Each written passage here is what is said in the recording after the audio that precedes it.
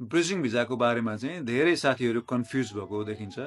जस्तो bridging visa A, B, C, E यो विभिन्न खाले ब्रिजिङ भिजाहरू हुन्छन्। त्यसमध्ये त्यही भएर आज मैले ब्रिजिङ भिजा ए र बी को बारेमा कुरा गर्दैछु। ब्रिजिङ भिजा ए चाहिँ सामान्यतया तपाईँहरूसँग चाहिँ एउटा सब्सटेन्सिभ भिजा अथवा एउटा भ्यालिड भिजा छ, जस्तो स्टुडेन्ट भिजा, टिआर अथवा अरू कुनै पनि 482 भिजा, कुनै पनि सब्सटेन्सिभ भिजा तपाईँसँग छ र त्यो हुँदाहुँदै अर्को भिजा तपाईँले हाल्नुभयो, एउटा भिजा हुँदाहुँदै अर्को भिजा हाल्नुभयो भने त्यतिखेर सामान्यतया तपाईँले पाउने भिजा भनेको चाहिँ ब्रिजिङ भिजा ए हुन्छ।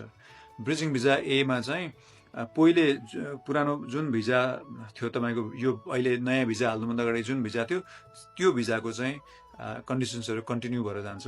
जबसम्म अहिले भएको भिजा एक्टिभ हुन्छ त्यो ब्रिजिङ भिजा इनएक्टिभ भएर बस्छ। तर यो भिजा अहिले भएको भिजा सक्यो र नयाँ भिजा नआइन्जेलसम्म चाहिँ त्यो ब्रिजिङ भिजा एक्टिभ हुन्छ।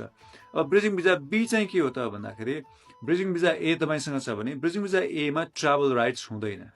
अनि तपाईँले त्यो टाइममा अफसोर जानु पर्यो भने चाहिँ फेरि ब्रिजिङ भिजा बी अप्लाई गरेर ट्राभल राइट्स लिएर अनि अफसोर गरेर अनि आउन मिल्छ। ब्रिजिङ भिजा एमा ट्राभल गर्न मिल्दैन अथवा जानुभयो भने आउन मिलेन, अनि अफसोर गरेर पनि ब्रिजिङ भिजा ए लज गर्न मिल्दैन। त्यो भएर तपाईँले चाहिँ ब्रिजिङ भिजा बी अप्लाई गरेर अनि ब्रिजिङ भिजा बी ग्रान्ट भएपछि आउनुपर्ने हुन्छ। मैले कतिपय अवस्थामा कस्तो पनि देखेको छु भन्दाखेरि ब्रिजिङ भिजा बी अप्लाई गर्ने अनि त्यो भिजा आइपुग्दैन, अनि हामीलाई चाहिँ बाहिर जान हतार भइसकेको हुन्छ, अनि ओभरसिज गइसकेपछि पनि ब्रिजिङ भिजा आउँछ कि भन्ने चाहिँ त्यो सोचेर कतिपय क्लाइन्ट्सहरू जानुहुन्छ। अनि भरे उहाँ गइसकेपछि ब्रिजिङ भिजा बी नआइकन गइसके पछाडि त्यो चाहिँ प्रब्लम हुन्छ। त्यो ब्रिजिङ भिजा अफसोर गइसकेपछि दिँदैन।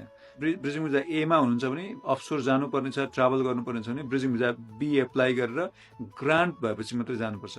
अनि त्यसमा अर्को कुरा के छ, ब्रिजिङ भिजा बी एप्लाई गर्नलाई जेनरली इमिग्रेसनले चाहिँ 14 दिन अगाडि चाहिँ हामीलाई चाहिँ इन्फर्म गर्नु भनेको छ। नर्मली 1 दिन 2 दिनमै ब्रिजिङ भिजा बी त आउँछ, 14 डेज अगाडि हामीलाई इन्फर्म गर्नु, लास्ट मिनटमा नगर्नु भनेर उनीहरूले भनेको हुन्छ।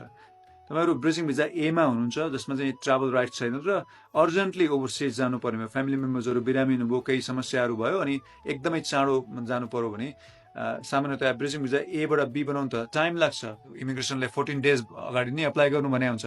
तर यस्तो केसमा अर्जेन्ट केसेसहरू छ भने तपाईँले ओभरसिजबाट 6 सर्टिफिकेट ल्याउनु भयो, त्यो अर्जेन्सी किन छ भन्ने कुरा त्यो 6 सर्टिफिकेट लिएर आउनुभयो भने चाहिँ सामान्यतया आजको आजै अथवा आजको भोलि नै उनीहरूले चाहिँ ब्रिजिङ भिजा बी ग्रान्ट गर्छ। त्यही भएर यस्तो खालको हतारमा हुनुहुन्छ, तपाईँहरू केही अर्जेन्सी छ भने 6 सर्टिफिकेट ल्याएर चाहिँ इमिग्रेसनमा ब्रिजिङ भिजा बी अप्लाई गर्न सक्नुहुन्छ।